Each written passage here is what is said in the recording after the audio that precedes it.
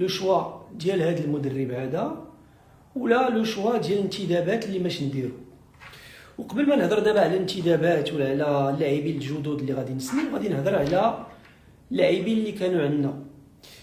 كانوا واحد اللاعبين اللي وصل الكونطرا ديالهم لاخر الكونطرا، دونك اختارينا ما نجددوهمش، وكنتمناو لهم حظ سعيد، وغدا غادي يكون هو اخر نهار لهم تحت العقد المغرب الفاسي. كنتمناو لهم حظ سعيد في المسيره ديالهم. وكاين اللاعبين اللي هما ركائز اساسيه ديال الفريق رحنا جددناهم، اللي هما صلاح واشرف وسعد. وكنبغي نغتنم هذه الفرصه باش نشكرهم لانهم ثقوا في هذا البروجي ديالنا. وخير دليل على ذلك هو ان ثلاثه اللاعبين هادو كانوا عندهم دي بروبوزيسيون من نوادي اخرى، دي بروبوزيسيون اللي ماديا كانت احسن من داكشي اللي عطيناهم. ونزيدكم هو ان هاد ثلاثه اللاعبين هادو في البرولونغاسيون ديال الكونطرا ديالهم غادي يتقاضاو قل من اللي كانوا كيتقاضاو السنوات الماضيه. هذا دليل على الثقه ديالهم في النادي وفي الاداره، وحنا كنشكروهم كنتمنى زعما جو كونت سور باش يكونوا هما الركائز ديال هذوك اللاعبين الجداد اللي ماشي وصلوا باش نديروا شي انطلاقه مزيانه ان شاء الله هذا العام في البطوله. وبالنسبه للصفقات الجديده كنطمئن الجمهور ديالنا، راه كاينين صفقات جديده، غير هو اللي كاين ما يمكنناش نعلوهم قبل ما يتحل الميركاتو. راه كاين انديه اخرين ارتكبوا هذا الغلط ووقعوا مشاكل، حنا ما غنطيحوش في هادشي، كنديروا المسائل القانونيه. ابتداء من لو 1 جويي تدريجيا غادي نبداو نعلنوا على الصفقات الجديده. وكاين دابا حاليا الناس اللي زايدين معاهم مزيان ونافونسي بيان سور نيغوسياسيون باش يجيو عندنا، وكاين واحد اخرين مازال كنيغوسيو معاهم حتى هما باش يجيو. وان شاء الله انا كنقول لكم غادي يكونوا واحد الصفقات وازنه باش يكون عندنا النادي ديالنا تنافسي هذا العام باش نلعبوا ادوار الاولى في البطوله ان شاء الله. كاين لاعبين في التشكيله في النادي حاليا، كاين لاعبين اللي حنا ما بقيناش باغينهم، الاداره التقنيه ما بقاتش بغاهم، راه حنا كنناقشوا معاهم باش نريزيليو الكونطرا ديالهم على بيان، كنحاولوا نناقشوا معاهم سي نيغوسياسيون، انما ما غنصيفطوا حتى شي واحد اللي تيجي. ولكن راه الا ما بغاوش ينيغوسيو معنا ويتنازلوا ونحاولوا نلقاو شي مفاهيم، راه غادي يبقاو في الفريق، ولكن راه غادي يتفرجوا لا سيزون كامله من ليغ غادا، لان الاداره التقنيه عازمه هاد اللاعبين هادو ما بقاوش في المنظومه ديالنا، وراه ما غاديش اون كونت با سور لا سيزون بروشين باش الامور تكون واضحه. كنظن ان من الاحسن ليهم يمشيو يقلبوا على نوادي اخرى باش يبقاو كيلعبوا ما يجلسوش عام.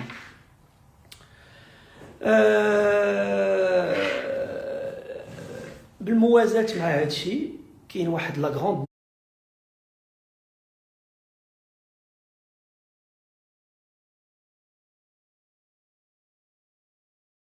نوفيل اللي هي وراه كلشي عارفه، الستاد ديال فاس اللي حل اللي عاد تلعبات فيه الفينال اليوم واللي كان لعب فيه المنتخب ريسامون.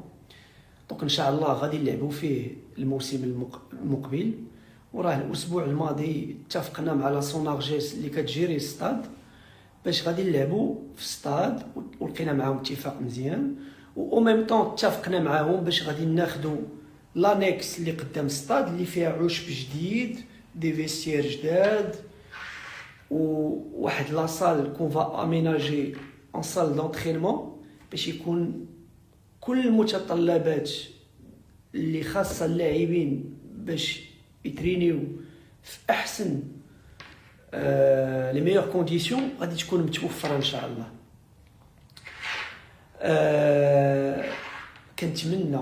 كنتمنى ان بحال اللي عاهدتونا الجمهور يكون حاضر معنا في هذا الستاد ونحاولوا نعمروه في مقابلات ونفيتيو فيه جميعا دي فيكتوار. هذا بالنسبه لهذا العام. بالنسبه للحصيله ديال الموسم الماضي سالينا 70 سواسيا مع اولمبيك اسفي. انا بيرسونيلمون كمساوي ما فرحانش بهذا الكلاسمون كنقولها لكم، ولكن بغيت غير نذكركم الجمهور الكريم ديالنا كيفاش بدينا الموسم. حنا كإدارة جديدة جينا في شهر 8، ملي جينا في شهر 8 بخومي اونترينمون جاونا 4 اللعابه كاملين كانوا مشاو دفعوا الليتيج والاخرين ما مخلصينش. في شهر 8 عاد بدينا لونطرينمون ومشينا كنقلبوا في السوق شنو هما اللاعبين اللي غادي نلقاو باش نديماريو بعدا باش نكملوا 11 ومن بعد باش نديماريو الشامبيونا ونحاولوا ما نطيحوش، لان هذه هي الحقيقه. ما عمرنا ما خرجنا كنقولوها، ولكن هذه هي الحقيقه.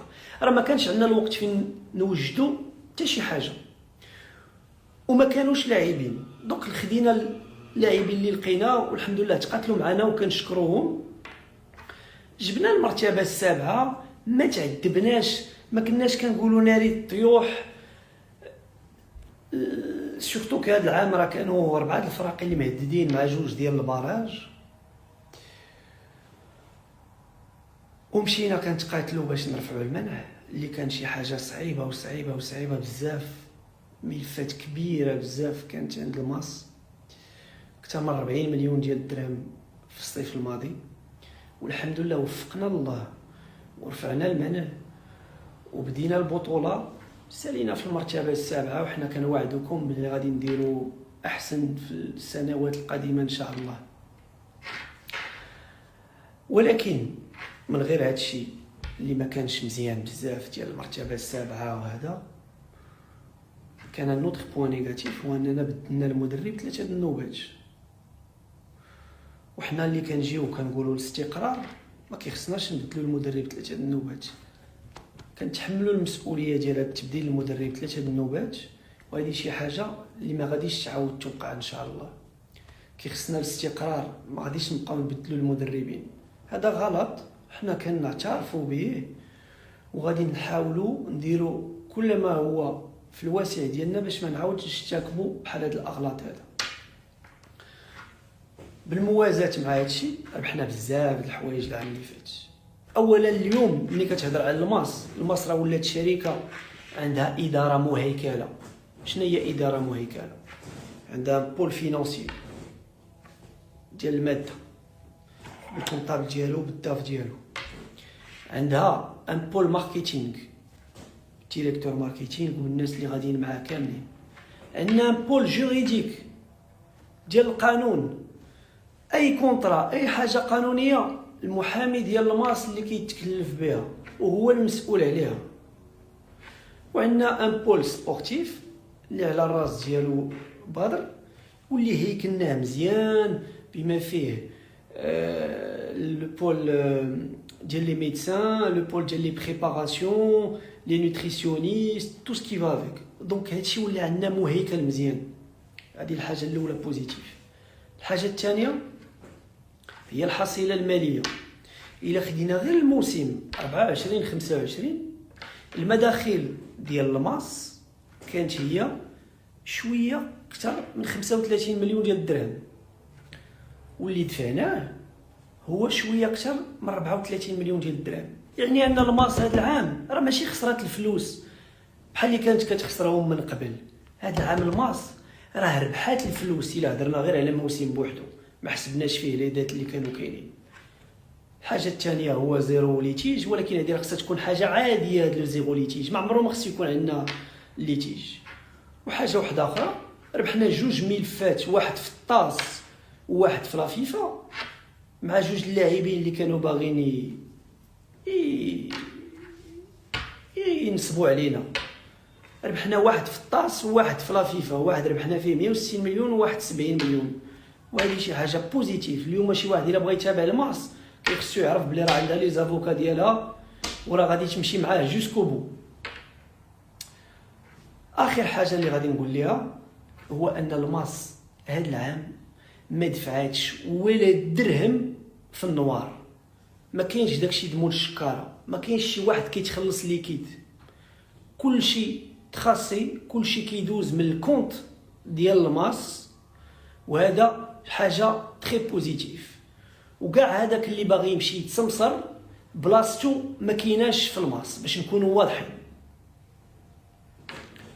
هادو هما لي بوين بوزيتيف اللي ربحنا هاد العام. ما غاديش نطول عليكم بزاف، غادي ندوز الاسئله. راه قبيله كنت وانا كنهضر معكم كنقرا الاسئله اللي دايزين.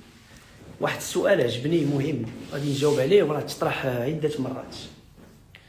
شحال كانت المديونيه ديال الماس؟ انا غادي نجاوبكم بالارقام وبشفافيه. المديونيه ديال الماس مني وصلنا لدابا واللي اللي كيكونسيرن الاعوام اللي فاتوا، المديونيه ديال الماس في لو كوتي سبورتيف، في لي ليتيج سبورتيف، هي اكثر من 86 مليون ديال الدراهم. 8 المليار و600 مليون اللي كانت ديال لي ليتيج عند الماس في السبورتيف. سيفيل شنو هو؟ يعني باغ اكزومبل واحد السيده كانت خدامه في الماس ما تخلصاتش، ولكن ما كانش الدوسي ديالها محطوط في الجامعه، دونك هذه كدوز في السيفيل، كتمشي تدفعو في السيفيل كيخرج الحكم. هذه فيه اكثر من 15 مليون ديال الدراهم. واخر حاجه هما اللاعبين اللي ما كانوش تخلصوا العام اللي فات، كانت باقا واحد 7 مليون ديال الدراهم. والطوطال ديال هادشي ديال مني وصل لهذا المستثمر الجديد اللي هو السي بوزوكا، وهذا الشيء راه شفناه بشويه بشويه في وسط العام، لان ما هاد الارقام ما كانوش كاينين في الاخر ديال العام، لان لي ليتيج عاد بقاو كيطيحوا، هاد لي دوسي عاد بقاو كيطيحوا. المجموع ديال هادشي هو 108 مليون ديال الدراهم، يعني 10 المليار و800 مليون ديال لي دات اللي كانت عند الماس. انا جاوبت بطريقه واضحه وشفافه.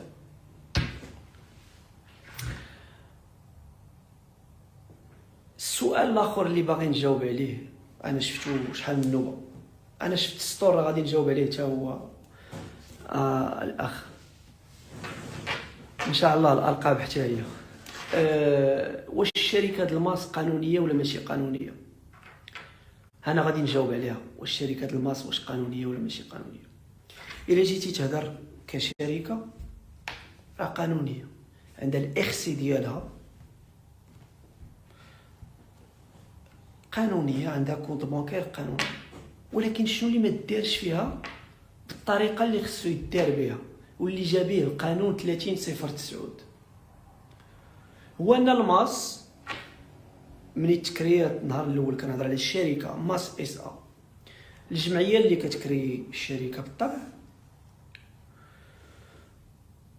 كتكريها وكيخصها تكون عندها هي الجمعيه جميع الاسهم د الشركه، ومن بعد عاد كيدخلوا مستثمرين وكديروا لي زوغمونطاسيون د كابيتال. وهاد لي زوغمونطاسيون د كابيتال كيديروا منين؟ من التقويم اللي كيخص يدار ديال شحال كتسوى الماس. وهو شنو دار في الماس؟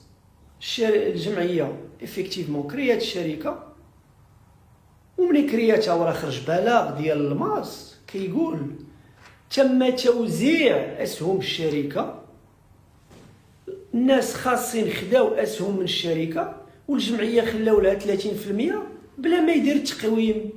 ولا كان داروا تقويم يعني انا داروا تقويم ديال الماس كتسوى مليار، وهذا ما كاينش، لان على حساب حنا التقويمات اللي دايرين وحساب التقويمات اللي دايرين لي زوتر كلوب في المغرب، الماس غادي يكون عندها واحد التقويم ما بين 15 و 20 مليار.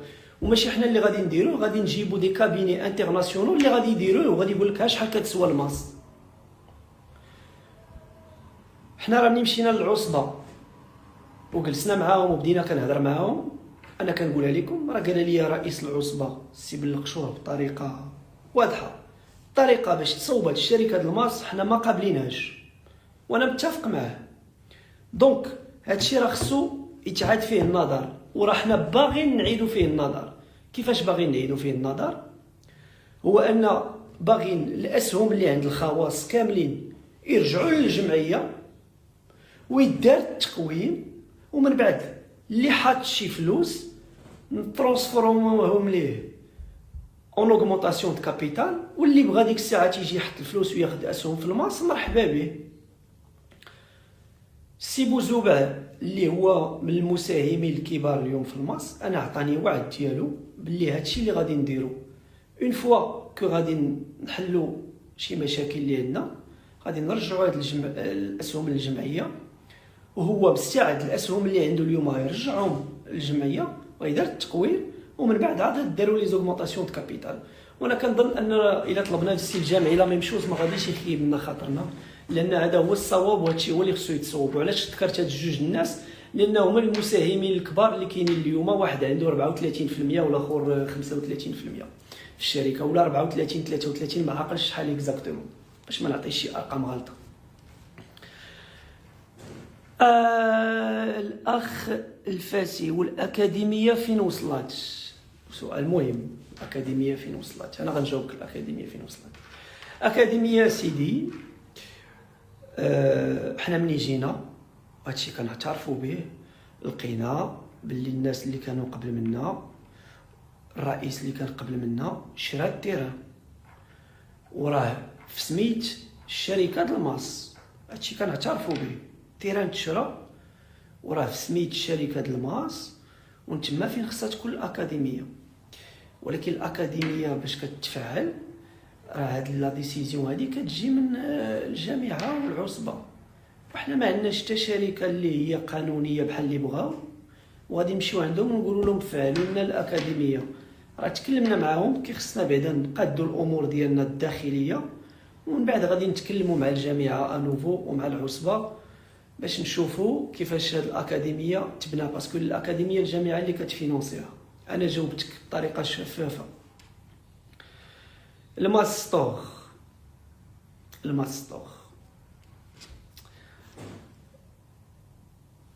الاخ البنج 89 للماستور دو نوفو دو ماستور. الماستور احنا خدامين عليه، ولكن ما بغيناش نحلو غير شي حاجه عاوتاني، باغي نديرو شي حاجه مهيكله كتطلب شويه د الوقت، ولكن كنواعدكم انا كنتعهد بها هذا العام غادي يحل لو ستور فيزيك لو ستور اونلاين، وراه حنا خدامين على باش يكون شي حاجه في المستوى ان شاء الله.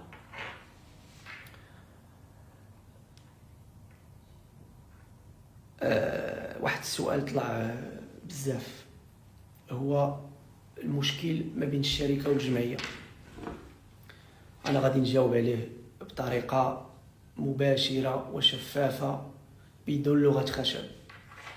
اليوم ومني بدينا كاين مشكل ما بين الشركه والجمعيه، ما نبقاوش نكذبوا على راسنا، كاين مشكل. كانوا ناس في الجمعيه هذا العام اشتغلنا معاهم، لان ما كنقولش الجمعيه كاملين ما باغينش يشدوا معنا الطريق، باش نهضروا بالعربيه. كانوا وحدين منهم اللي خدموا معنا العام كامل وعاونونا في ليليتيج، وعاونونا في شحال من حاجه، وكنا كنتشاوروا معاهم في الاختيارات وفي شحال من حاجه. على راسهم واحد الرئيس سابق، ما غادي نومي حتى شي واحد اليوم، والناس الاخرين ما باغينش يشدوا الطريق. وانا كنقولها وكان اسيومي اللي كنقول كيديروا لنا العصا في الرويضه. دونك كاين مشكل ما بين الشركه والجمعيه، ناس باغيين يخدموا ويزيدوا القدام، وناس اخرين باغيين يبقاو في داكشي القديم ونشد في الكرسي ما نطلقش منه الى غير ذلك. دونك انا كنجاوب بطريقه واضحه، كاين مشكل، وهذا المشكل كبر من هادشي. وانا دابا غادي نتكلم بلسان الممول الرسمي ديال هذا العام. انا غادي نقول لكم شي ارقام عاوتاني. هذا العام سيدي السي محمد بوزوبع اللي هو الممول الرسمي ديال هذا العام، اونفان لاكسيونير برينسيبال، هذا هو اللي بغيت نقول، هو اللي حط الفلوس اكثر هذا العام، حط 51 مليون ديال الدراهم، 5 المليار و100 مليون، باش حيدنا لي ديت، حيدنا لي ليتيج وسيرنا شويه هذا العام. 5 المليار و100 مليون. السي احمد الجامعي حط 2 المليار و100 مليون باش نعطيو الارقام الصحيحه، وانا حطيت 100 مليون. هادو هما الناس اللي حطوا الفلوس في المصاد العام. واليوم السي محمد بوزوبع، انا كنعاود نقول لكم كنهضر باللسان ديالو لان كان قال لي ملي تلقى لوكازيون خصك تقولها، كيطلب انه ياخذ الرئاسه ديال الجمعيه. كيقول لك انا كنحط هاد الفلوس هادو كاملين والناس ما معقولينش وما باغينش يشدوا معايا الطريق، انا كنطلب منهم يمشيو وكنطلب باش ناخذ الرئاسه ديال الجمعيه. انا كنقولها لكم بطريقه اوفيسيال، السي محمد بوجوبع كيطلب اليوم باش ياخذ الرئاسه ديال الجمعيه، وهو الممول الرئيسي ديال الفريق ديال هذا العام، ومازال مستعد يضخ اموال باش الفريق يحيد الديون اون فوا بوغ توت ونزيدو للقدام ونمشيو للمشاريع ديال التنميه. ملاحظه الثانيه اونكور اون فوا بلسان السي بوزوبع، ولكن انا كنشاطرو الراي 1000%، هو ما يمكنش برلمان الماس اللي هو الجمعيه يكون فيه ما عارفينش بالضبط حتى شحال من عضو، لان طلبناها شحال من نوبه حتى واحد ما بغى يعطينا، ما كايناش الشفافيه. كنظن انا كنظن فيه 46 عضو، ولكن ما متاكدش 100%. وملي شفت السميات كنقول لكم البرلمان ديال الماس اليوم مشكل من اغلبيه الناس ديالو، يا اما الناس اللي كانوا مع الرئيس السابق مع العهد السابق او المستخدمين ديالو، وهذا الشيء ما يمكنش يكون. كيخص البرلمان ديال الماس يكون مفتوح للمصاويين جميعا، كاع اللي عنده الصفات باش يدخل ومستعد يخلص الكوتيزاسيون ديالو، كيخص الابواب يكونوا مفتوحين. وما عمر الماس ما كان عنده الاعضاء هابطين حتى لهاد الدرجه هذه باش نلقاو راسنا في 40 عضو. اذا هذا راه مشكل كبير.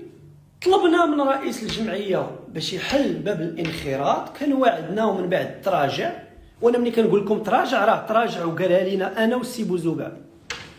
دونك هذا مشكل، والسي بوزوبع فقد فيه الثقه نهائيا، وكيطالبوا باش يمشي في حاله، وكيطلب باش يكون هو رئيس الجمعيه. ومني غادي ياخذ الجمعيه السي محمد بوزوبع ان شاء الله، باب الانخراط غادي يكون مفتوح امام جميع المصاويين بطريقه ديمقراطيه. دونك هما هذو الحوايج المهمين انا قلتها لكم بطريقه واضحه.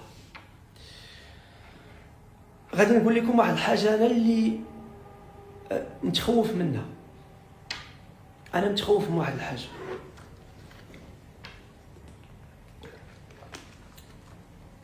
متخوف هو ان هذا السيد هذا السي محمد بوزوبع اللي حط بزاف ديال الاموال ديالو، راه حط 51 مليون ديال الدراهم، ومازال محتاجه الماس الافكار ديالو والفلوس اللي كيحط، وهو اون بلوس سبونسور اوفيسيال، مازال الماس مازال محتاجه للسنين المقبله الا بغينا نمشيو لداكشي.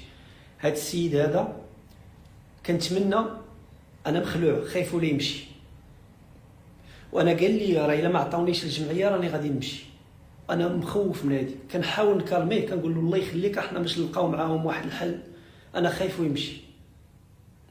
وانا كنقول لكم كرئيس المغرب الفاسي ورئيس الشركه ديال المغرب الفاسي، الا مشى السي بوزوبع رحنا فريق العمل كامل غادي نمشيو، وغادي ترجع الماس الى ما كانت عليه في السنوات الماضيه. هادشي اللي كاين. اليوم انا هضرت معكم بالصراحه وجاوبت على جميع الاسئله بطريقه شفافه وبالارقام. كنعطيوكم مواعيد ان شاء الله بيانتو باش نبقاو نتواصلوا معكم وكنشكركم على التتبع ديالكم والتفاعل ديالكم، وديما ماصر.